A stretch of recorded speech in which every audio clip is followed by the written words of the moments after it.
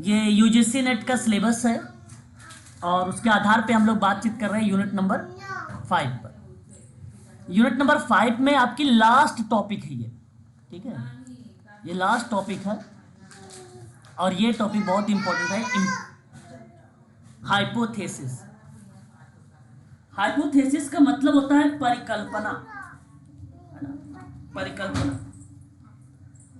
अगर आपको डिफाइन करना है कि परिकल्पना क्या होता है तो आप कह सकते हो कि किसी चीज की कल्पना करने से, है ना। परिकल्पना का अर्थ हम लोग बेसिकली लगाते हैं तर्क लगाने से या कल्पना करने से। अगर कोई घटना है, उस घटना के लिए आपके विचार स्पष्टीकरण हो तो उस प्रक्रिया में हाइपोथेसिस जैसे शब्द बेसिकली इस्तेमाल किए जाते हैं। परिकल्पना ना ज्ञात जो तथ्य होते हैं, जो ज्ञात तथ्य है, जो आपके पास पहले से नॉलेज या जो आपके पास प्राप्त तथ्य है, उन तथ्यों पर आधारित होता है। लेकिन एक बात ध्यान रखिएगा, जो ज्ञान आपके पास, जो ज्ञात आपके पास तथ्य हैं उस पर आधारित तो होगा लेकिन वो सिद्ध नहीं होगा। वो आपके पास केवल इंफॉर्मेशंस हैं लेकिन प्रूफ नहीं है। अब आपको प्रूफ करना तो परिकल्पना होगी, फिर वही परिकल्पना है। प्रूफ करोगे वही परिकल्पना बन जाएगी। मैंने मान लीजिए आपको कोई इंफॉर्मेशन दिया, अब वो इंफॉर्मेशन कहाँ तक सत्य है कहाँ तक असत्य है ये आपको क्लियरफाई करना है, तो परिकल्पना हुई, वही परिकल्पना हुई। तो परिकल्पना का अध्ययन, बेसिकली परिकल्पना का मतलब ही होता है अध्ययन का प्रारंभिक बिंदु। परिकल्पना यानी हाइपोथेसिस का मतलब ही होता है कि कोई स्टार्टेड पॉइंट या प्रारंभिक बिंदु। और परिकल्पना अस्थाई नहीं है, परिकल्पना ना अस्थाई है। देखिए, मैंने 2-3 बातें बताई। मैंने कहा कि एक तो ज्ञात तथ्यों पर आधारित है लेकिन सिद्ध नहीं हुआ है, वो परिकल्पना है। मैंने एक बात यह भी कहा कि अध्ययन का प्रारंभिक बिंदु है। तो इसका मतलब है कि आप चाहो तो उसको हटा के दूसरा तथ्य ले सकते हो। इसका मतलब है कि यह अस्थाई है। अगर कोई फिक्स होता कि परिकल्पना वही है, फिक्स होता मतलब आपने सिद्ध कर लिया है सारी चीजें, तो परिकल्पना का पार्ट ही नहीं बनेगा। परिकल्पना आपको बेसिकली किसी घटना को या किसी घटना की व्याख्या करने वाला कोई एक सुझाव होता है, एक कोई बेसिकली मार्गदर्शन का पार्ट होता है, वो परिकल्पना होती है। परिकल्पना को वैज्ञानिक परिकल्पना बनाने के लिए वैज्ञानिक पद्धति के मुताबिक उसका परीक्षण किया जाता है, वो परिकल्पना है, वो हाइपोथेसिस है। परिकल्पना किसी सिद्धांत से जुड़ी होती है और वह सिद्धांत वही है जो ज्ञात तथ्य था, है ना, वही है। चलिए बात करते हैं एक प्रकार से परिकल्पना के बारे में। परिकल्पना देखिएगा, परिकल्पना, परिकल्पना का मतलब होता है, आप सबको पता भी है, तर्क के लिए किसी बात की कल्पना करना परिकल्पना कहलाता है, या अनुमान लगाना। परिकलन भी कहा जाता है, परिकल्पना भी कहा जाता है, उपकल्पना भी कहा जाता है और हाइपोथेसिस भी कहा जाता है। इसके कई नाम हो गए, है ना। परिकल्पना, अनुमान करना या अनुमान लगाना या तर्क के लिए किसी बात की कल्पना करना, वो परिकल्पना कहलाता है। किसी घटना की व्याख्या करने वाला कोई सुझाव या अलग अलग प्रतीत होने वाली बहुत सी घटनाओं के आपसी संबंध की व्याख्या करने वाला कोई तर्कपूर्ण सुझाव हो तो वही परिकल्पना कहलाता है। बात समझ में रहे ना आप लोग? बताइए, बोलिए भाई, आवाज क्लियर? यस। समझ में आ रहा है ना सबको?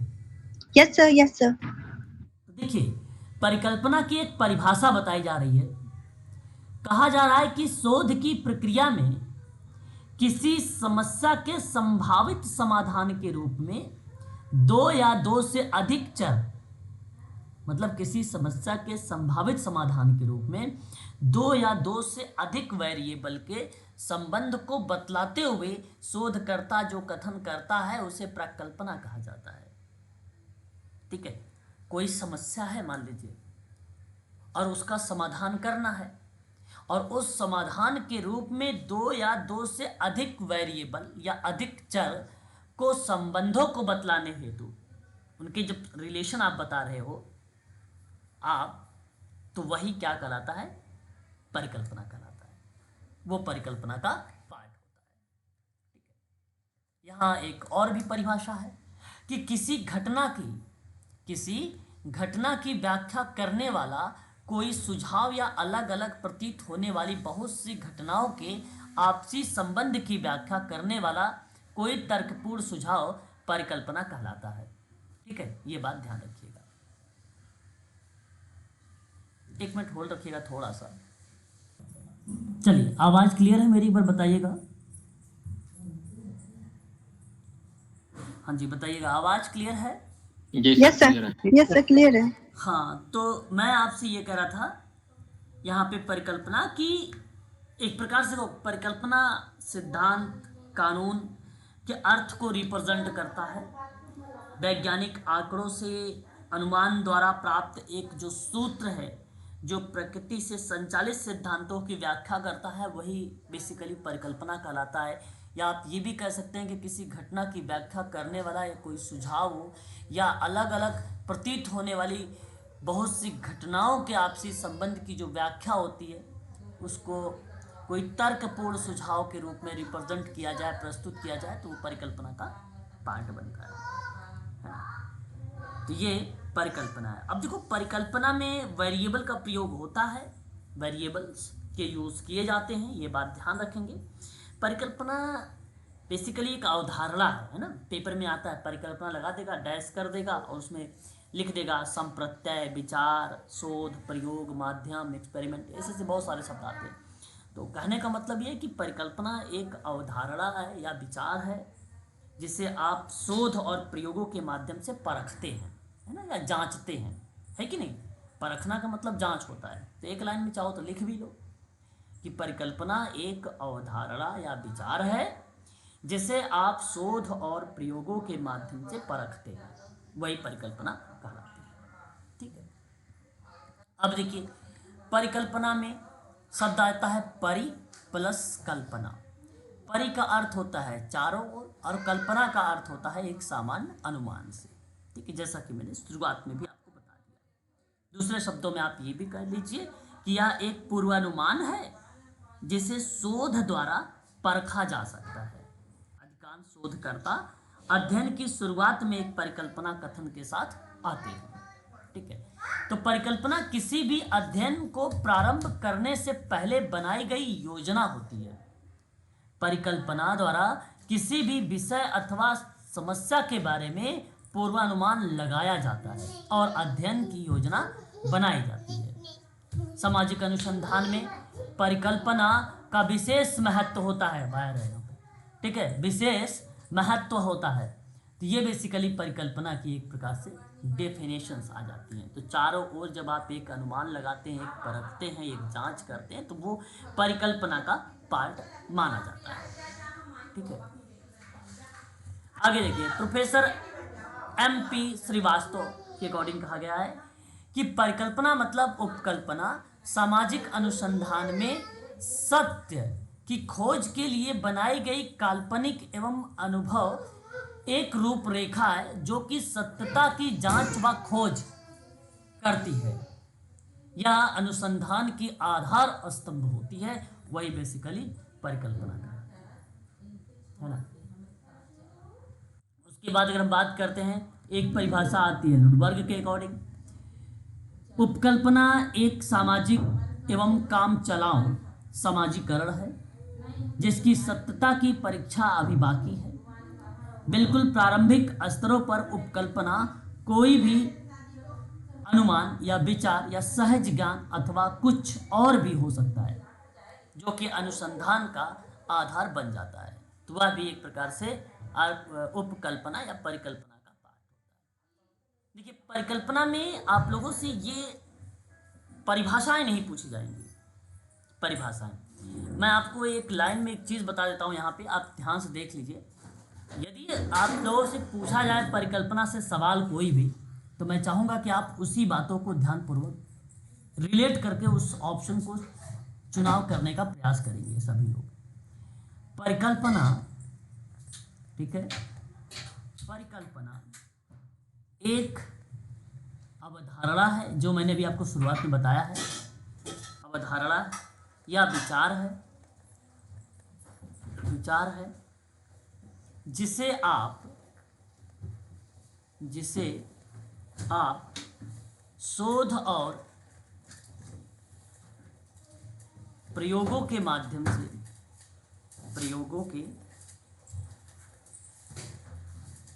से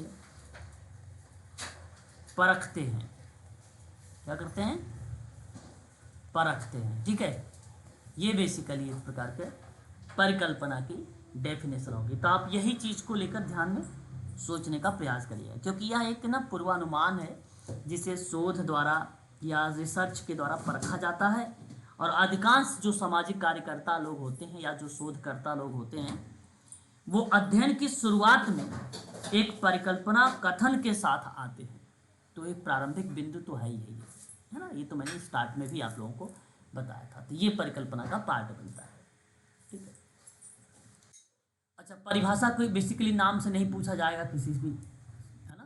क्या आप सोचो परिकल्पना में किसी से नाम से पूछ लिया जाए कि सवाल बताइए किसका है, ये जहाँ तक उम्मीद है कि नहीं पूछा जाता। लेकिन फिर भी गुडेनहार्ट का हम यहाँ पर देखेंगे कि उपकल्पना एक बात का वर्णन करती है कि आगे क्या देखना चाहते हैं।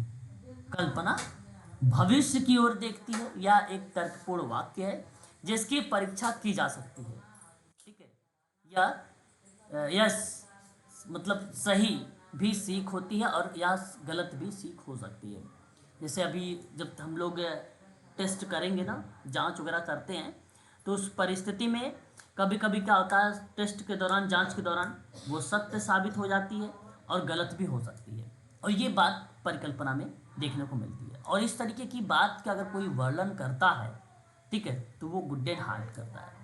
ठीक है, गुडेनहार्ट भी नाम आता है या हॉट भी लिखा जाता है। ठीक है, आगे देखिए, परिकल्पना के बारे में कुछ बातें कही गई हैं, या एक प्रकार से आप ये कह लीजिए कि परिकल्पना की विशेषताओं को रिप्रेजेंट करती है। तो परिकल्पना एक प्रारंभिक या आरंभ का विचार होता है। मैंने शुरुआत में बताया था कि परिकल्पना अध्ययन का प्रारंभिक बिंदु होती है, जो इसी बात को ये दर्शाती है। इस पर किसी भी प्रस्तावित अनुसंधान कार्यक्रम को जो है आधारित किया जाता है। कहने का मतलब, यहाँ पर अनुसंधान या रिसर्च के दौरान अलग अलग प्रतीत होने वाली घटनाओं के आपसी संबंध की व्याख्या करने वाला कोई तर्कपूर्ण सुझाव हो सकता है, और दो या कई वेरिएबल के बीच संबंधों का परीक्षण करने के लिए अगर आप उपयोग कर रहे हो, अनुसंधान कार्यक्रम बना रहे हो, तो उस प्रक्रिया में भी इसका प्रयोग किया जाता है। वेरिएबल मतलब दो या उससे अधिक चरों के बीच संबंध का परीक्षण करना काम है ये परिकल्पना का, परीक्षण करना। और इसी के द्वारा कारण प्रभाव के संबंध को भी स्थापित किया जाता है। कारण और परिणाम को भी, जो कारण है जो उसके परिणाम है, उसके संबंधों को भी स्थापित करता है ये परिकल्पना। इससे किसी बात के तथ्यों या घटनाओं को सिद्ध या प्रमाणित किया जा सकता है। ठीक है, किसी भी प्रकार के अगर तथ्य हैं या इंफॉर्मेशंस हैं या घटना है, उसको सिद्ध या प्रमाणित किया जा सकता है, या अनुभव एवं मान्यताओं पर आधारित हो सकती है। इसका मुख्य रूप से किसी सामाजिक समस्या या सामाजिक परिवर्तन के अध्ययन के लिए अधिक प्रयोग भी किया जाता है। इसका अधिक से अधिक यूज में भी लाया जाता है। ठीक है, ये परिकल्पना की एक प्रकार की विशेषता को दर्शाती है। साथ ही साथ यहाँ पे और भी है, जिससे एक शब्द आता है स्पष्टता। एक अच्छी परिकल्पना को अवधारणा के रूप में स्पष्ट होना चाहिए, बात सही है। वैज्ञानिक पद्धति का कोई भी स्तर क्यों ना हो, उससे या उसमें अस्पष्टता का होना आवश्यक है। फिर भी उपकल्पना वैज्ञानिक पद्धति का प्रथम स्तर है। यदि इसमें किसी भी प्रकार की स्पष्टता का अभाव होता है, तो वह भी एक प्रकार से दर्शाया जाता है कि ये परिकल्पना का पार्ट है ना। साथ ही साथ विशिष्टता एक शब्द आती है। एक अच्छी उपकल्पना की दूसरी उल्लेखनीय विशेषता यह होनी चाहिए कि यह सामान्य ना होकर अध्ययन विषय के किसी एक पहलू के संबंध या एक पहलू से संबंध हो। यदि हम किसी विषय के सभी पक्षों का वैज्ञानिक अध्ययन करने के चक्कर में पड़ जाएंगे तो निष्कर्ष तक पहुंचना संभव नहीं होता है। ठीक है, वैज्ञानिक अध्ययन करने के चक्कर में मतलब ये है कि हर किसी विषय के सभी पक्षों पर, मतलब एक पक्ष होना चाहिए। जैसे आप शारीरिक पक्ष पर बात कर रहे हैं, मानसिक पक्ष पर बात कर रहे हैं या सामाजिक पक्ष पर बात कर रहे हैं, उस पर्टिकुलर पक्ष पर बात कर रहे हैं तो आप आसानी से निष्कर्ष निकाल सकते हैं। परंतु अगर आप ये चाहें कि मानव के जो विभिन्न सामाजिक पक्ष हैं या मनोसामाजिक पक्ष हैं उस पर आप विचार करें तो वहाँ पे बेसिकली अस्पष्टता का अभाव देखने को मिलेगा और क्लियर नहीं हो पाएगा, विशिष्टता फिर वहाँ पे नहीं हो पाएगी। ऐसे शब्द बेसिकली यहाँ पर प्रस्तुत होंगे। प्रयोग की सिद्धता की बात हो रही है। एक अच्छी उपकल्पना की तृतीय उल्लेखनीय विशेषता प्रयोग सिद्धता है। यह विशेषता से हमारा तात्पर्य यह नहीं कि उपकल्पना में किसी आदर्श को प्रस्तुत करने का प्रयास नहीं करना चाहिए, बल्कि इसका संबंध ऐसे विचार से होना चाहिए जिसकी सत्यता की जांच वास्तविक तथ्यों या वास्तविक प्रयोगों के आधार पर की जा सके। इस चीज का भी प्रयोग किया जाता है। ठीक है, तो ये पॉइंट्स हैं। जैसे उपलब्ध प्रविधियों के संबंध में, मतलब मेथड्स होते हैं ना, सोशल वर्क के बहुत सारे मेथड हैं। जैसे आपने पढ़ाया मैंने कि भाई case work, group work, community work, social research, social action, social welfare administrations, है ना। ये सभी जो हैं ये बेसिकली रिप्रेजेंट करते हैं और ये सभी क्रियाएं प्रस्तुत होती हैं एक प्रविधि के रूप में, सोशल वेलफेयर एडमिनिस्ट्रेशंस में भी, सोशल मेडिकल सोशल वर्क में भी, और आपका जहाँ रिसर्च हो रहा है उसमें भी आपको सभी प्रविधियों या सभी मेथड्स का यूज करना पड़ेगा आप लोगों को। ठीक है, ये बात आप सबको ध्यान में रखनी होगी। देन अगर मैं बात करता हूँ सिद्धांत संबंध या सिद्धांत समूह से संबंधित, देखिए सोशल वर्क के बहुत सारे बेसिकली प्रिंसिपल्स हैं। हमें उन सभी प्रिंसिपल्स का यूज करना पड़ेगा। लाइक अगर मैं कहूँ इंडिविजुअलाइज वाले व्यक्तिकरण का सिद्धांत हो, गोपनीयता का सिद्धांत हो, आत्मनिर्णय का सिद्धांत हो, है ना, इन सभी सिद्धांतों का आप लोगों का उसका यूज करना पड़ेगा, है ना। तो अगर आपको परिकल्पना करनी है तो परिकल्पना, देखिए परिकल्पना कहने का मतलब है एक प्रकार से किसी तथ्यों पर आधारित कोई चीज़ हो, उसको आप परख रहे हो, जांच रहे हो, तो आपको प्रविधि भी लगानी पड़ेगी, टेक्निक भी लगानी पड़ेगी, टूल्स भी लगाने पड़ेंगे, सिद्धांत भी लगाने पड़ेंगे, जो कौशल से वो भी यूज करने पड़ेंगे, है ना। तो मेरा कहने का मतलब ये है कि अगर परीक्षा में जब सवाल आए तो ऐसे कीवर्ड्स को ढूंढने का प्रयास करें जो पॉजिटिव कीवर्ड्स हो। अब सिद्धांत समूह है, प्रविधि है, ठीक है, उपकरण से है, टूल्स जिसको आप बोलते हो, संसाधन है, ये सभी पॉजिटिव शब्द कहलाते हैं परिकल्पना के परिप्रेक्ष्य में, है ना। और ये हमेशा सत्य भी होते हैं। ठीक है, कारण और प्रभाव को जानने की बात करता है, परिणाम को बात करता है, ठीक है, उसकी जांच करने की भी बात करता है। अब उसके बाद ये आता है परिकल्पना के प्रकार। मुख्य रूप से परिकल्पना के प्रकार ये तीन होते हैं। एक कार्यकारी प्रकल्पना, एक शून्य प्रकल्पना, एक वैकल्पिक प्रकल्पना। जो कार्यकारी प्रकल्पना होती है उसको हम लोग बोलते हैं वर्किंग हाइपोथेसिस, और जो शून्य प्रकल्पना होती है उसको हम लोग बोलते हैं null hypothesis, null hypothesis, sorry. और जो वैकल्पिक परिकल्पना होती है उसको हम लोग बोलते हैं अल्टरनेट, है ना, इसे अल्टरनेटिव हाइपोथेसिस के नाम से हम लोग जानते हैं। ठीक है, तो ये बातें आप लोगों को जो है यहाँ पे ध्यान में रखनी पड़ेगी। तो परिकल्पना में मुख्य रूप से भी हालांकि प्रकार नहीं पूछा गया, अगर इन केस पूछ लेता है तो आप तीन टाइप बताइएगा। ठीक है, अब देखिए जांच तो बेसिकली अगर मैं बात करूँ इन तीनों पे होता है, इन तीनों पर होता है। ठीक है, जैसे अगर मैं आपसे एक एक करके बात करता हूँ, अब ध्यान सुनिएगा। शोध की प्रक्रिया में किसी प्रकार का प्रकल्पना की परीक्षण की आवश्यकता अगर होती है, मतलब देखिए यदि परीक्षण की आवश्यकता है शोध में तो वो दो ही प्रकल्पना है, एक तो वर्किंग हाइपोथेसिस है, दूसरा नल हाइपोथेसिस है। अब आप सोच रहे होंगे अल्टरनेट वाले के बारे में। अल्टरनेट पे जांच वोच नहीं होती है, ये बात ध्यान रखिएगा। अभी हम और आगे देखेंगे, है ना, उस पर परीक्षण नहीं होगा, दोनों पर ही होता है। वर्किंग अगर सही हो गया तो फिर नल की ज़रूरत नहीं है, यदि नल गलत हो गया और फिर उसके बाद वर्किंग अगर आपका गलत हो गया, वर्किंग हाइपोथेसिस गलत हो गई, ठीक है, वर्किंग कार्यकारी प्रकल्पना यदि गलत हो गई तो नल आप लगा देंगे। अगर नल सही हो गई तो फिर जरूरत नहीं है अल्टरनेट का। और इन केस दोनों गलत हो गया तो सिंपल सी बात है अल्टरनेट आ जाएगा। और वहां फिर परीक्षण की आवश्यकता बेसिकली, देखिए यहां पे परीक्षण की आवश्यकता फिर नहीं होगी, नहीं होगी। किस में? अल्टरनेट वाले में। अब देखिए यहां पे लिखा गया है कार्यकारी प्रकल्पना असत्य हो जाती है तो निर्माण किसका होगा? बताइए। शून्य प्रकल्पना। अगर वर्किंग हाइपोथेसिस असत्य हो गई यानी गलत हो गई तो वहां पे निर्माण हो जाएगा नल हाइपोथेसिस का, यानी नल हाइपोथेसिस पे आपको काम करना पड़ेगा। ठीक है, यही बात है। यदि कार्यकारी प्रकल्पना सत्य हो जाती है तो, यदि वर्किंग हाइपोथेसिस सत्य है तो नल हाइपोथेसिस का निर्माण ही नहीं होगा, फिर जरूरत ही नहीं है इसकी, फिर तो काम यहीं पर हो गया आपका। बात समझ में आ रही है ना आप लोगों को? हाँ जी सर। फिर इसकी जरूरत ही नहीं होगी। और कार्यकारी प्रकल्पना असत्य हो और नल हाइपोथेसिस भी असत्य हो जाए तब निर्माण हो जाएगा अल्टरनेट हाइपोथेसिस का।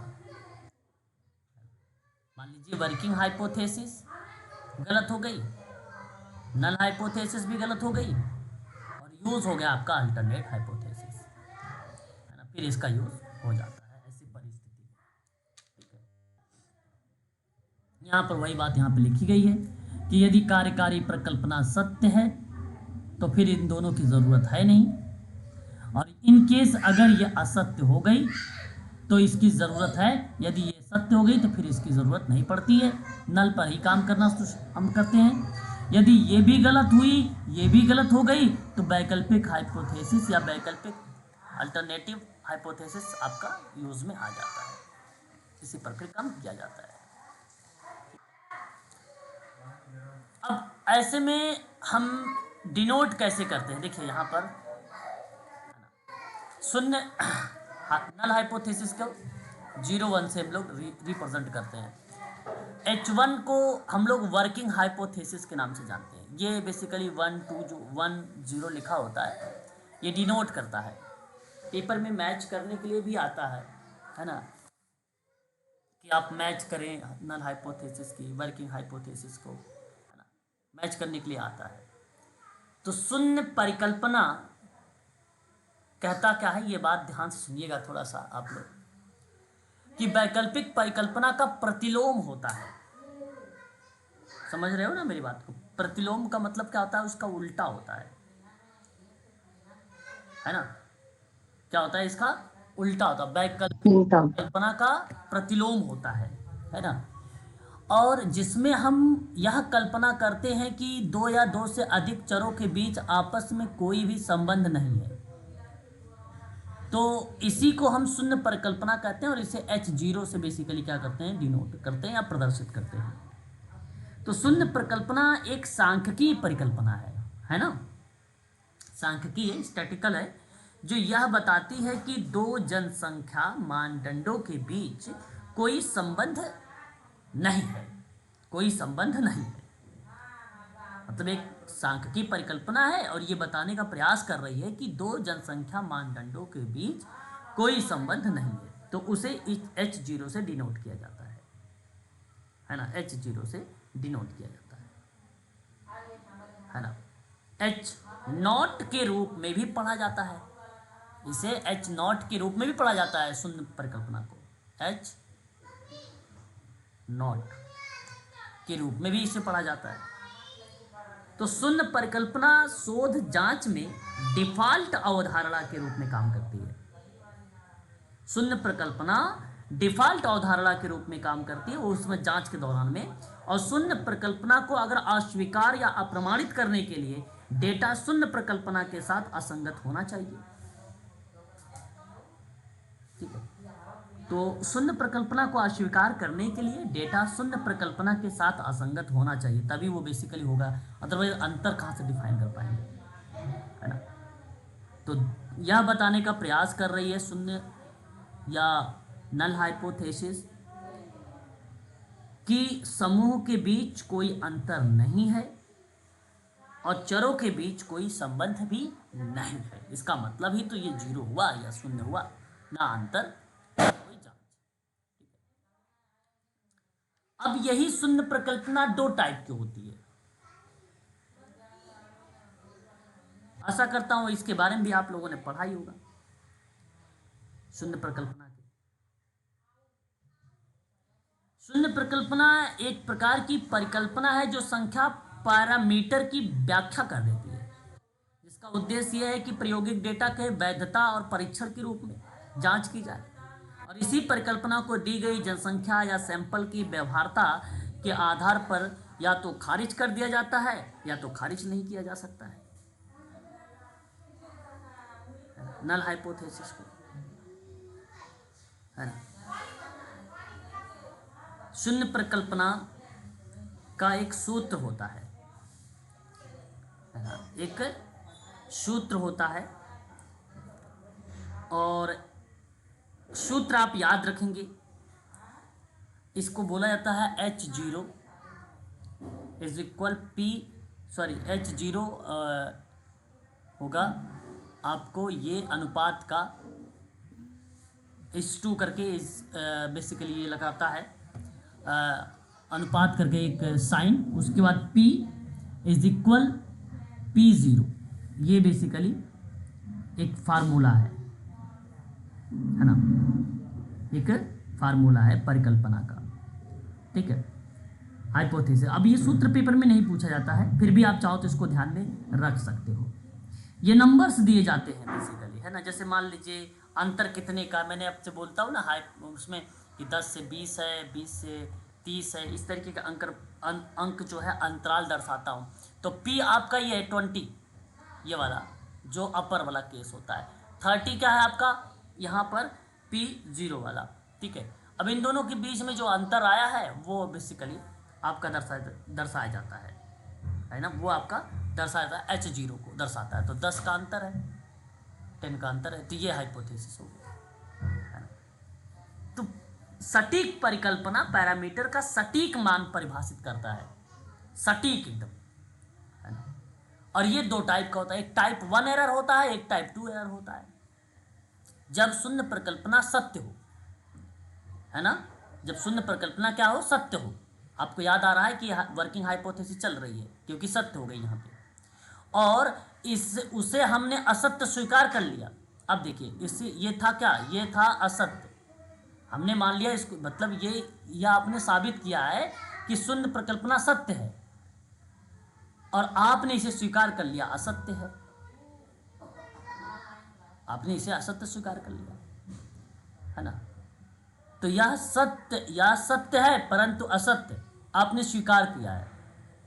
इसे आपने कहा कि भाई दूध पीने से शरीर क्या होता है, स्वस्थ होता है, ये सत्य बात है, और आप अपने रिसर्च में उसे असत्य मान ले, है ना। तो ये बेसिकली जीरो, या एक प्रकार से आप कहिए कि एक्सेप्टेड कर लिया गया है असत्य के रूप में। वहीं देखिए ये टाइप 1 का एरर बन जाता है, ये टाइप 1 एरर हो जाता है। ये बात आप लोगों को ध्यान रखना है, टाइप 1 एरर। बात समझ में आ रही है आपको, बताइए। जी सर एक बार फिर से बताना प्लीज सर। ओके, देखिए मैंने कहा टाइप 1 एरर तब होता है जब शून्य प्रकल्पना को गलत तरीके से खारिज कर दिया जाता है। गलत तरीके से आपने मतलब भाई देखिए दूध पीने से शरीर स्वस्थ होती है, बात सही है कि नहीं सही है, बताइए। जी सही है। व्यक्ति दूध पी रहा है तो इसका मतलब है कि शरीर स्वस्थ होती है। ये फिर आपने किया क्या, आपने किया कि नल हाइपोथेसिस को गलत तरीके से खारिज कर दिया। शून्य प्रकल्पना का मतलब है कि भाई निर्दिष्ट आबादी के बीच में कोई महत्वपूर्ण अंतर ही नहीं है, आपने अंतर ही नहीं बताया। मैं आपसे कह रहा हूं ना कि यहाँ पे 10, 20, 30 के बीच में अंतर 10 का है, तो ये सही बात है, आपने अंतर ही नहीं बनाया संख्या के बीच में। आपने गलत तरीके से खारिज कर लिया। इसका इस्तेमाल किसी परीक्षण में होने वाली त्रुटि के लिए किया जाता है या एक गलत सकारात्मक परिणाम का पार्ट माना जाता है। किसी व्यक्ति को ऐसी चिकित्सा स्थिति का निदान किया गया हो जिसके पास ना हो। मान लीजिए टाइप 1 का उदाहरण एक और मैं देता हूं। किसी व्यक्ति को किसी अपराध के लिए दोषी ठहराया गया हो जबकि वो निर्दोष हो। मैं कह रहा हूं कोई व्यक्ति है, अपराधी है, उसको आपने दोषी मान लिया, लेकिन वो दोषी है नहीं, आपने मान लिया, तो टाइप 1 एरर आ गया। टाइप 1 एरर आ गया। अब टाइप 1 एरर से बचने के लिए ना आपको बताता हूं तकनीक। अध्ययन को डिजाइन करते समय सैंपल का आकार, जो पार्टिसिपेट लोग हैं, जो प्रतिभागी लोग हैं, उनके चयन में पक्षपात जैसे कारकों का विचार करना चाहिए। जो पक्षपात है, जो सैंपल का आकार है, उस पर हम लोगों को फोकस करना चाहिए, ऐसी चीज़ों पर। ठीक है, ये बात ध्यान रखिएगा। ठीक है। या एक गलत सकारात्मक परिणाम होता है। और टाइप 2 एरर क्या कहता है? कहता है किसी खराब प्रोडक्ट को रिसर्च में अच्छी क्वालिटी बता दिया आपने। अब देखिए, जो टाइप 2 एरर है ये सिंपल आपसे कहता है कि जब नियंत्रण और भिन्नता के बीच कोई निर्णायक विजेता घोषित नहीं किया जाता है, जबकि वास्तव में एक होना चाहिए। मतलब आप देखो, आप निष्कर्ष पर आ गए हैं, निर्णायक पर आ गए हैं, लेकिन आपको पता है कि ये निर्णय है, लेकिन फिर भी आप उसको क्या कर रहे हैं? घोषित नहीं कर रहे हैं। इसका मतलब है ना कि किसी खराब प्रोडक्ट को रिसर्च में आपने अच्छी क्वालिटी बता दिया। किसी खराब प्रोडक्ट को आपने अच्छी से, मान लीजिए बियर पीने से क्या नाम है, शरीर स्वस्थ होती है, ठीक है, ऐसा रिसर्च में था, और आपने इसको रिसर्च में अच्छा बता दिया कि शरीर अच्छी होती है, मतलब बियर पीना चाहिए, खराब प्रोडक्ट है ये, तो वो नल हाइपोथेसिस के अंतर्गत आपका सेकंड एरर बन जाता है। टाइप 2 एरर तब होता है जब शून्य परिकल्पना को स्वीकार कर लिया जाता है, भले ही वह गलत हो। आपने उसको स्वीकार कर लिया, वो गलत है, जो कि आपने उसे सही मान लिया, वो गलत है, टाइप 2 एरर हो गया। टाइप 2 एरर को बीटा के नाम से हम संबोधित करते हैं, बीटा से। सांख्यिकी परीक्षण की शक्ति जितना ज्यादा होगी, टाइप 2 एरर होने की संभावना उतनी ही कम होती है। अगर कोई डॉक्टर दावा करता है कि कोई महिला गर्भवती नहीं है, जबकि यह गर्भवती है, तो वो टाइप 2 एरर बन गया। समझ रहे हैं ना मेरी बात को? आपने कहा, आप जानते हो कि अगर आप मादक द्रव्य का सेवन करेंगे तो शरीर, जाहिर सी बात है, अस्वस्थ रहेगी। आप अपने रिसर्च में कह रहे नहीं, मादक द्रव्य से शरीर अस्वस्थ नहीं होती है, स्वस्थ होती है, आप ऐसा कह रहे हो, तो सिंपल बोल रहे हो, आपकी टाइप 2 एरर बोल रहे हो। अब सिंपल बात है कि गलत चीज को आप सीधा साबित करना चाह रहे हो कि ये सही बात है, वो टाइप 1 एरर है। सॉरी, वो टाइप 2 एरर है, वो टाइप 2 एरर है ना। तो ये टाइप 2 एरर एक सांख्यिकी शब्द है जिसका उपयोग उस प्रकार की त्रुटि को संदर्भित करने के लिए किया जाता है जो तब होती है जब नियंत्रण और भिन्नता के बीच कोई निर्णायक विजेता घोषित ही नहीं किया जाता है, जबकि वास्तव में एक होना चाहिए, है ना। अब देखिए यहाँ पे लिखा भी है टाइप 1 एरर। किसी शोध में शून्य परिकल्पना सही हो, अर्थात शोध में शामिल 2 या 2 से अधिक चरों के बीच कोई संबंध नहीं हो, किंतु यदि हम किसी कारणवश शून्य परिकल्पना को रद्द कर देते हैं तो टाइप 1 एरर कहलाता है। क्योंकि यह बहुत बड़ी गलती है, इसलिए इसे सबसे पहले रखा जाता है या रखा गया है टाइप 1 एरर को। ठीक है, यह बात ध्यान रखिएगा। टाइप 1 मिथ्या सकारात्मक माना जाता है और मिथ्या नकारात्मक किसको माना जाता है? टाइप 2 को। यह मिथ्या सकारात्मक है, सकारात्मक है टाइप 1 एरर। ठीक है, टाइप 1 एरर। टाइप 2 एरर, किसी शोध में शून्य परिकल्पना गलत हो, अर्थात शोध शामिल दो या दो से अधिक चरों के बीच कोई संबंध हो, किंतु यह शोध में नहीं खोज पाए, जिसके आधार पर हमने यह मान लिया कि शून्य परिकल्पना ही सही है, तो वह टाइप 2 एरर कहलाएगा। आपने मान लिया भाई वो गलत है, आपने मान लिया कि भाई ये सही है, तो वो टाइप 2 एरर है। आसान है, केवल बात को समझना है आपको बस। यहाँ अब जरूरी ये नहीं कि जो मैं यहाँ पर बोल रहा हूँ वही परीक्षा में आए, केवल इन्हीं के आधार पे ही सोचना है। ठीक है, कोई चीज़ जाहिर सी बात है समाज में गलत है, आप उसे सही साबित करने का प्रयास कर रहे हो, टाइप 1 एरर का, टाइप 2 एरर का पार्ट माना जाएगा, इसमें कोई दो राय नहीं है ना। गलत है, आप उसे सही स्वीकार कर रहे हो बार बार, जाहिर सी बात है। और जो टाइप 1 एरर है उसको हम लोग अल्फा से डिनोट करते हैं। किससे डिनोट करते हैं? ये तो बीटा हो गया आपका, यहाँ ये बीटा है और ये डिनोट किया जाता है अल्फा से, टाइप 1 अल्फा से।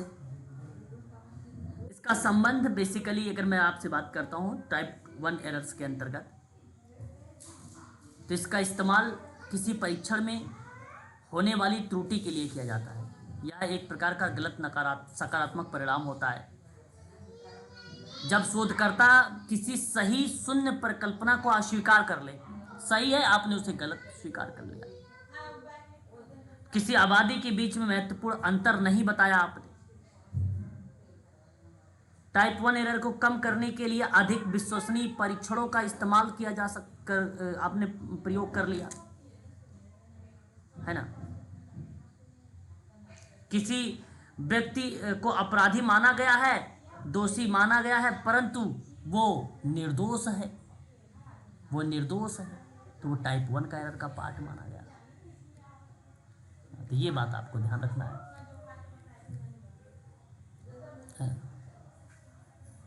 उसके बाद देखिए आगे बात करते हैं नेक्स्ट पॉइंट पर। यही जो परिकल्पना है, इसी परिकल्पना की जांच करने के लिए हमें एक सार्थक स्तर पर रखना चाहिए। एक सार्थक स्तर पर रखना पड़ता है जांच को, सार्थक स्तर पर रखना पड़ता है एक जांच को। अब सार्थकता का जो स्तर होता है वो हमेशा विश्वसनीय होता है। ठीक है, अब इसी सार्थक स्तर का जो विश्वसनीय मान होता है भाई, वो दो प्रकार के होते हैं। एक मान आपका होगा 0.01 स्तर होगा और दूसरा क्या होगा 0.05 स्तर होगा। तो आप लोगों ने पढ़ा होगा विश्वसनीयता का मान सार्थकता के स्तर पर। बताइए, दो टाइप हुआ है नहीं हुआ? नहीं पढ़ा सर, नहीं पढ़ा। हाँ जी सर, पढ़ा है। चलो कोई बात नहीं, अगर जिन लोगों ने नहीं पढ़ा तो आप ध्यान देखेंगे, ध्यान से सुनेंगे। जिसे सार्थकता का जो स्तर होता है वो बेसिकली विश्वसनीयता के दो मान पर टिका होता है। एक 0.01 स्तर होता है, एक 0.05 स्तर होता है। इस पे एक सवाल पूछा गया था, ये सवाल मैं बाद में करवाऊंगा आप लोगों से, पहले मैं आप लोगों से ये पढ़ा देता हूँ।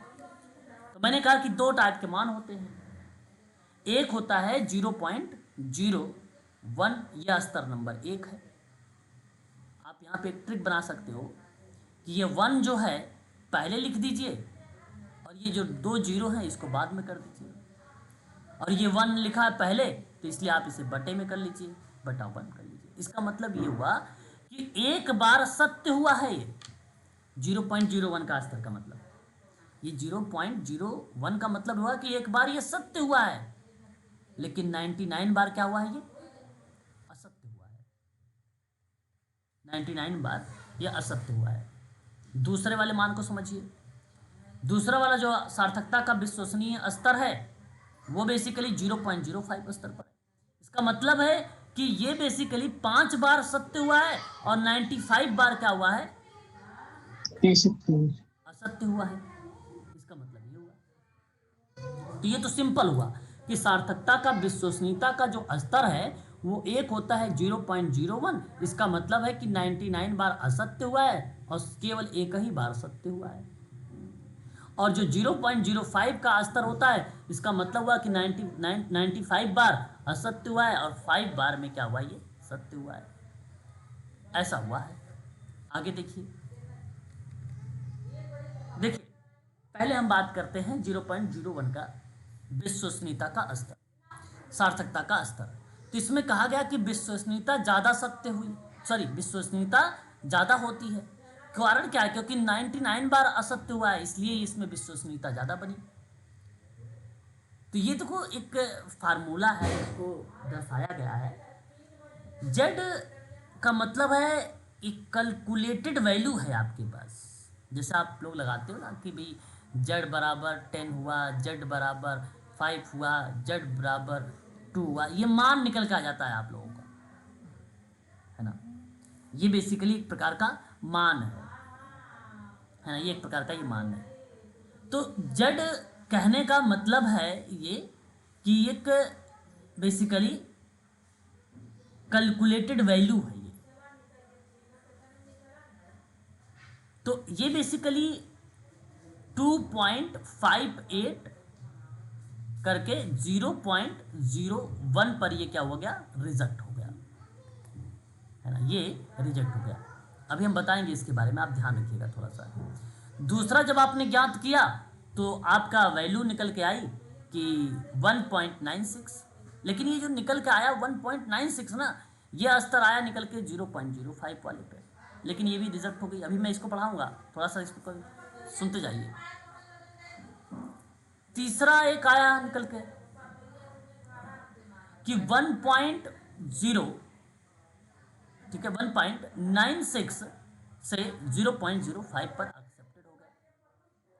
इसका मतलब ये हुआ कि 1.96 से लेकर, ठीक है, 2.58 के बीच अगर कोई संख्या आ रही है, ठीक है, अगर यदि कोई संख्या आ रही है, ठीक है, तो वो बेसिकली 0.05 स्तर पर रिजेक्ट होगी। मतलब आपने कोई चीज़ ज्ञात किया, हो सकता है ऐसी कंडीशन पर आपके सामने आ गया हो 1.97, 1 पॉइंट आपके सामने आ सकता है 99, तो इसका मतलब है कि आपने 0.05 लगा लिया। हो सकता है 2.56 आ सकता है, इसका मतलब है कि ये 0.05 पर रिजेक्ट हो रही है। ऐसे आएगा आपका ये भी आंसर आ सकता है 2.21 आ सकता है। इसका मतलब है कि 2.21 जो है 2.58 के नीचे आ रहा है। इसका मतलब है कि जब नीचे आ रहा है तो ये इसी पर आएगा, 0.05 पर आ जाएगा। यदि 2.58 से प्लस हो रहा है तो इसका मतलब है कि 0.01 आ रहा है। यदि 1.96 से नीचे आ रहा है, जैसे अगर 1.95 हो सकता है, 1.94 आ सकता है, तो वो एक्सेप्टेड हो जाएगा, वो एक्सेप्ट, ये इसके नीचे आना चाहिए और इन दोनों के बीच में इसके सार्थकता के स्तर है। जैसे मान लीजिए यहाँ जो जड था वो आपने शोध करके कुछ ना कुछ मान निकाला और आपका मान निकला 2.58, ये मान निकला आपका, ये जड से आपका ये मान निकला। तो ये जब मान निकला तो ये मान क्या है, टेबुलेशन वैल्यू है, और ये तो आपका ग्रेटर देन का है, मतलब इससे ज़्यादा। और ये तो बेसिकली आपका क्या है, सार्थकता का, विश्वसनीयता का स्तर है, जो यहाँ पर आपके सामने यहाँ पे दर्शाया गया। फार्मूला मैंने 2 टाइप बताया था, ये आपका है जिस पे रिजेक्ट हुआ है। अब सवाल एक था, ये आपके सामने आया हुआ था एक बार परीक्षा में। सवाल ये था कि किसी शोध में, किसी विषय में शोध कार्य करते समय प्रदत्त विश्लेषण के बाद या पश्चात शोधकर्ता का निष्कर्ष मान ये निकला था 2.01 निकला हुआ था, मान आया था, ये सवाल आया हुआ था, ये प्रदर्शित हुआ। तो इसका तात्पर्य बताना था क्या शून्य प्रकल्पना 0.01 स्तर पर अस्वीकार हो जाएगा? अब देखो, मैंने आपसे ऊपर बताया है, नीचे अभी यहाँ पर क्या बताया है, थोड़ा सा ध्यान से देखिएगा। मैंने कहा कि 2.01 ये आंसर आया, आपका प्रदर्शित मान हुआ है, तो ये तो इससे प्लस तो हुआ नहीं 2.58 से। अगर प्लस होता तो यहाँ पर 0.01 का रिजल्ट होता, होगा ही नहीं। ये तो आएगा 2.01, ये तो 1.96 पे ग्रेटर देन वाले पे आएगा, क्योंकि इससे ज़्यादा है, इसलिए 0.05 स्तर पर रिजेक्ट होगा। तो इसलिए पहला वाला ऑप्शन तो आपका गलत हो गया, क्योंकि इसने 0.01 लिखा, इसलिए गलत है। अब शून्य प्रकल्पना 0.05 पर स्तर पर अस्वीकार हुई, यानी ये विकल्प आपका सही हुआ है। अब ये कार्यकारी प्रकल्पना तो है ही नहीं, कार्यकारी प्रकल्पना है ही नहीं, इसलिए ये तो दोनों हो गई नहीं। तो विकल्प क्या सही होना चाहिए बताइए इस प्रश्न का, क्योंकि 2.01 बी सर। है, बी विकल्प आपका सही हो जाएगा। इसी तरीके से प्रश्न रहेगा यहाँ पे, अगर आपको लिख देता है, जैसे मैंने लिखता हूँ यहाँ पे कि 2.59, तो क्या होगा, ये क्या हो जाएगा? मैंने 2.59 लिख दिया है, तो आपका शून्य प्रकल्पना 0.01 वाले स्तर पर अस्वीकार हो जाए। मैंने बताया था ना कि 2.58 से लेकर 0.01 पर ये क्या हो जाएगा, ग्रेटर देन है, ये इससे ग्रेटर देन है जेड वाला, तो इसका मतलब है कि 2.59 मैंने लिखा है, यानी इस वाले में आएगा, इससे ज़्यादा हो गया 2.58 से 0.01 वाला हो जाएगा आपका सही। बात समझ रहे हैं नहीं समझ रहे बताओ? Yes sir. Yes sir. Sir sir इसमें सर ये वाली चीज तो समझ में आ गई, 0.01 से कम है, इसलिए शून्य सर ये समझ में आया कि शून्य परिकल्पना होगा या कार्यकारी परिकल्पना होगा? कार्यकारी प्रकल्पना पे तो ऑप्शन आपको वो दिया हुआ है कंफ्यूज के लिए। कार्यकारी प्रकल्पना में कहाँ एरर आते हैं, तो नल हाइपोथेसिस में एरर होता है ना, दो टाइप के सार्थकता का विश्वसनीयता का स्तर है ना, ये तो नल हाइपोथेसिस में है ना, ये तो ऑप्शन आपको कंफ्यूज करने के लिए कार्यकारी डाल दिया है। कार्यकारी में नहीं होता ये सब, केवल नल में होता है, दो टाइप। ठीक है सर, ठीक है।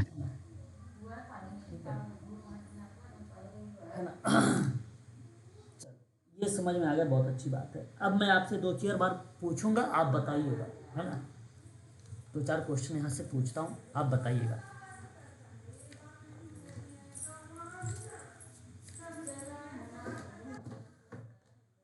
देखिए, शोध के समय 2 प्रकार के मान होते हैं, एक होता है टेबुलेटेड वैल्यू, एक ऐसा मान जो किताबों में दिया हो, वो अस्थायी होने वाली क्लास जो अस्थायी हो, उसे हम लोग बोलते हैं टेबुलेटेड वैल्यू। ये किताबों में मिलेगा आपको, लिखा होता है किताबों में, रिसर्च में। एक कैलकुलेटेड वैल्यू होता है जब आप स्वयं शोध करते हो, जोड़ घटाव करके उसमें बेसिकली एक मान निकालते हो, वह अस्थायी होता है, क्योंकि मान आपका आगे पीछे हो सकता है, मैं निकालूंगा कुछ और आएगा, आप निकालोगे तो कुछ और मान आएगा, तो इसका मतलब है कि ये कैलकुलेटेड वैल्यू है। सिंपल बात है, कैलकुलेट का मतलब आपने कैलकुलेट किया है, टेबलेट का मतलब आपने किताबों से देखा है, किताबों में एक मान होता है ना।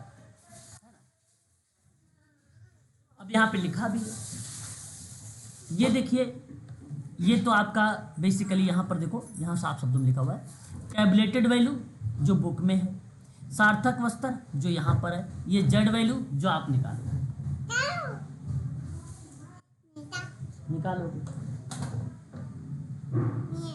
है कि नहीं, क्लियर है नहीं, बताओ बताइए। अरे भाई सर 1-2 क्वेश्चन और करवा दीजिए इसके। करवा तो रहा हूँ, सवाल ही करवा रहा हूँ, सवाल ही करवा रहा हूँ।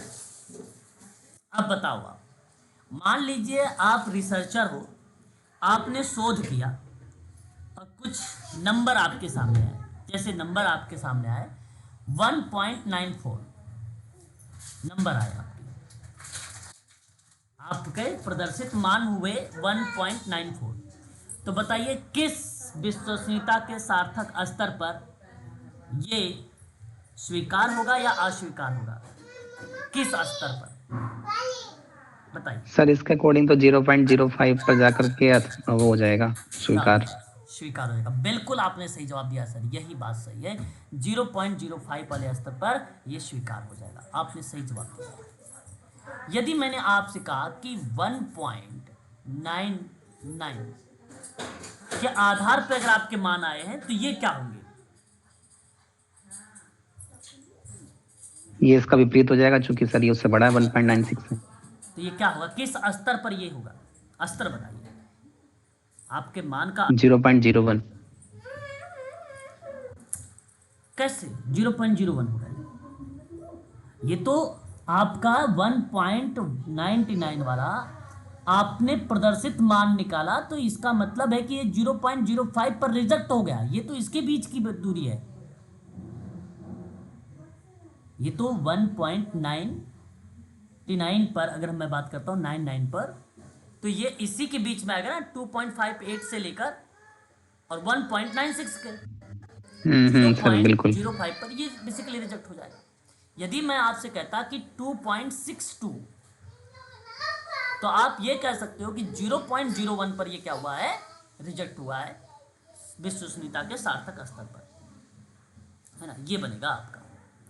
हाँ सर बिल्कुल। किताब के मान को क्या कहोगे आप?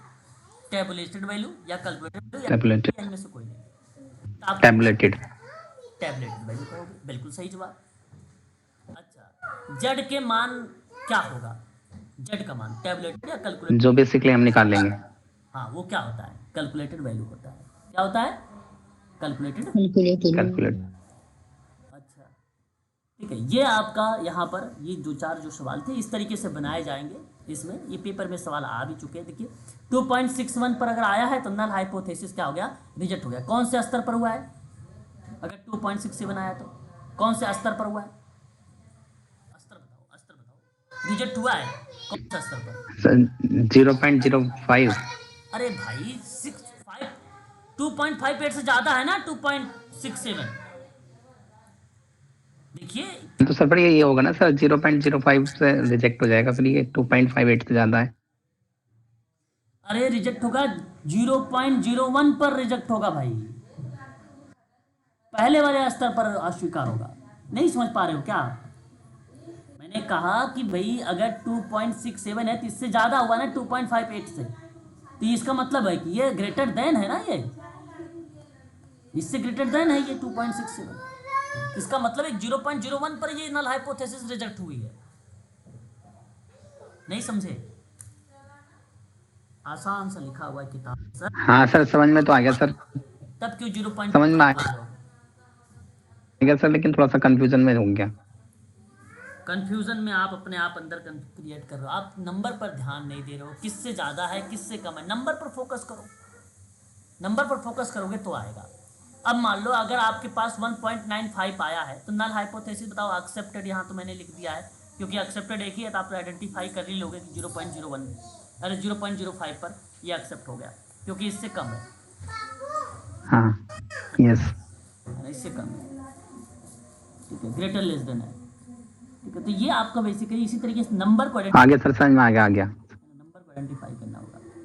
एक शब्द आपने नाम सुना होगा एनपीसी के बारे में, सामान्य संभावना वक्र जिसको बोलते हैं हम लोग, एनपीसी, नॉन प्रोबेबिलिटी कर्व। सर्वप्रथम 1933 में फ्रांस डीके मोइवर ने इसको एनपीसी को दिया था। अब एनपीसी बेसिकली एक बेल आकार की बनी होती है, घंटी नुमा बना होता है, दो टाइप के एक्सिस होते हैं।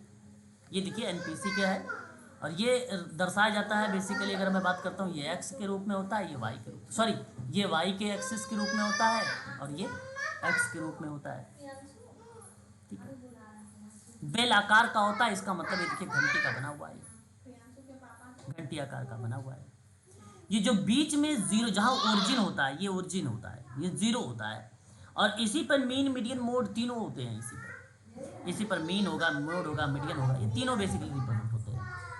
अभी तक मान जैसे माइनस में 1 अल्फा, -2 अल्फा, -3 अल्फा, ये जब हम लेफ्ट साइड में जाते हैं तब, और जब अपने राइट साइड में जाते हैं हम लोग तो ये प्लस में 1 2 3 अल्फा के रूप में डिनोट किया जाता है, ये डिनोट किया जाता है। तो ये 0 से लेकर -1 के बीच की जो दूरी होती है वो 34.13 होता है, और 0 से लेकर +1 के बीच में जो दूरी होती है वो 34.13% होता है। ये सब मान होता है इनका, है ना। पेपर में आता है। और इन दोनों को अगर मिला दिया जाए, -1 से लेकर +1 के बीच की दूरी कितना होता है, 68.26। डिवाइड कर दीजिए 2 से, अलग अलग भागों में डिवाइड हो जाएगा, 34 आ जाएगा यहाँ पे। तो ये दूरी दी गई है ना। फिर उसके बाद देखिए -2 से लेकर +2 के बीच की जो दूरी है वो 95.44 है, और -3 से लेकर +3 के बीच में जो दूरी होगी 99.73% होता है। अच्छा, मान लीजिए कोई अगर संख्या अगर आती भी है, ठीक है, तो इसका मतलब ये नहीं कि आपने कोई एक की तरफ बढ़ाना है। जैसे मान लीजिए 10 संख्या आएगी। सर बच्चे की आवाज आ रही है, सर बच्चे की।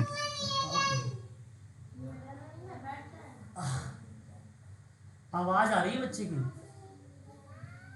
हाँ सर, आ रही थी अभी। ठीक है, तो कहने का मतलब यहाँ पे अगर देखिए 10 है तो 5 आपको इधर बढ़ाना पड़ेगा माइनस में, 5 इधर बढ़ाना पड़ेगा प्लस की तरफ में। ठीक है, दोनों साइड में आपको इक्वल बढ़ाना पड़ेगा। ये नहीं कि आप 10 है तो एक तरफ आपने 10 के 10 रख लिया, नहीं, दोनों तरफ इसको इक्वल करना पड़ता है। ठीक है, इसमें ठीक है। अगर पेपर में सवाल आया कि 0.0 से लेकर +1 की दूरी कितना होता है, तो 30.1 मिनट। आवाज़ कितनी कर रही है? 34.13। ठीक है, ये वाला आपका आंसर हो जाएगा। ठीक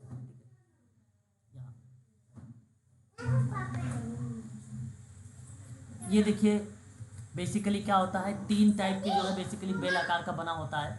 देखिए जो सबसे नीचे है ना, जो ये ब्लू कलर का है बेसिकली, ये देखिए आपका प्लेटो कर्टिस के नाम से जाना जाता है। इसके ऊपर एक देखिए ग्रीन कलर का मैंने बना रखा है बेल आकार का, ये देखो मीजो कर्टोसिस होता है या कर्टिस होता है। और एक होता है देखो रेड कलर का है, ये देखो लेप्टो कर्टोसिस होता है ना। तो ये general form of the kurtosis होता है। ये 3 टाइप के होते हैं। ठीक है, आप इसको ध्यान रखेंगे। और जो सबसे नीचे होता है ये माइनस में होता है प्लेटो कर्टोसिस, मीजो वाला 0 पे होता है, और प्लेटो वाला जो है प्लस में होता है कर्टोसिस। ठीक है, ये बात ध्यान रखिएगा, 0 वाला बेसिकली। अब देखो सर जी बताइए। हाँ सर, इनका मतलब क्या है सर, मुझे जो आपने पीछे बताया अभी?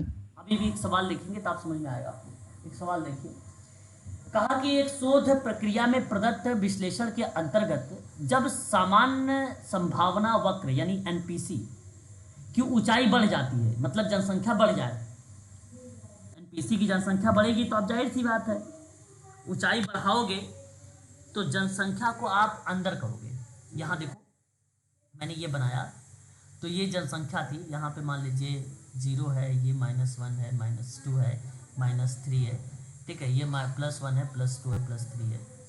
तो आपने क्या किया कि इसके आधार पे जनसंख्या इस तरीके से दर्शाया। ठीक है, इस तरीके से, मतलब जनसंख्या यहाँ पर बढ़ रही है, इधर भी बढ़ रही है, इधर भी बढ़ रही है। मान लीजिए जनसंख्या आपने कम कर दी, थोड़ा सा इधर करोगे, थोड़ा सा इधर ले आओगे, जनसंख्या कम करोगे, आपने यहीं से उठा दिया तो सिंपल बात, आप एक छड़ी लीजिए, जितना ज़्यादा उसकी नोक को अपनी साइड में मोड़ेंगे, है ना, फोल्ड करेंगे, देखिए जैसे ये मुड़ा हुआ है, तो देखिए इसकी ऊंचाई बढ़ जाएगी, ये ऊंचाई बढ़ जाएगी, तो ऊंचाई बढ़ गई। अब डाटा प्रदत्त विश्लेषण में अंतर्गत एनपीसी का वक्र ऊंचाई बढ़ गई, तो ऊंचे शिखर पर क्या कहलाता है, ऊंचाई बढ़ गई है, संख्या कम हुई है, तो ये लेप्टोकर्टोसिस हो गया। अब ऊंचाई घट जाए थोड़ा सा ऐसे में, तो आ जाइए, घटने का मतलब एक संख्या भी आपने बराबर बराबर कर दिया, संख्या आपने कम कर लिया, है ना। तो इसका मतलब है कि यहाँ पर ये मीजोकट, अब मीजोकर्टोसिस हमारा हमेशा बराबर में होता है, मैंने ऊपर देखो दिखाया भी, अभी ऊपर है। मीजोकर्टोसिस क्या होता है, यहाँ पे देखिए बराबर में होता है, ये कर्टोसिस होता है 2.263, ये एक मान है ये। हालांकि ये आपको जो है इतना ये फोकस करना है कि जो नंबर दिया गया है ये दर्शाता है ना, कि ये बेसिकली मान है। तो कर्टोसिस है, अगर ये इक्वल में रहेगा 0.26, और यहाँ देखिए बढ़ेगी, ये बढ़ेगा, और यहाँ ये जो कि घटेगा, ये यहाँ पे देखिए मैंने जो संख्या ग्रेटर लेस दोनों संख्या मैंने बराबर लिख दिया है, होना नहीं चाहिए ये ग्रेटर जो है देन होगा, यहाँ पे चिन्ह ये थोड़ा सा वो हो गया, अलग हो गया, ये ग्रेटर लेस होगा, ये कम होगा। तो ग्रेटर लेस वाली संख्या में जो है प्लेटोकार्टोसिस हो गया, यानी माइनस हो रहा है, संख्या माइनस हो रही है। तो जहाँ बेसिकली क्या होता है कि संख्या यहाँ पर देखिए इस तरीके से बढ़ जाएगा अचानक, तो ये बढ़ने पर है, ये संख्या घटने पर है, और ये देखिए बराबर पर है ना। वक्र की ऊंचाई जब बढ़ेगी तो आपका प्लेटोकार्टोसिस, वक्र की ऊंचाई घटेगी तो प्लेटोकार्टोसिस, या वक्र की ऊंचाई बराबर होगी तो मीजोकार्टोसिस। ये बनता है। Clear sir, clear. ये था एनपीसी। अब आपका ये टॉपिक यहाँ पे रिसर्च में होता है समाप्त, ठीक है। यहाँ पे रिसर्च का ये टॉपिक होता है समाप्त आप लोगों का। कल आपकी बात करेंगे हम लोग यूनिट नंबर 6 पर। अपने निर्धारित समय पर क्लास होगी, आज शाम को क्लास नहीं है, शाम को क्लास रहेगी आप सभी की कल, ठीक है। क्लियर है सर हाँ सर, सर सारी चीजें क्लियर हैं सर। एक रिक्वेस्ट है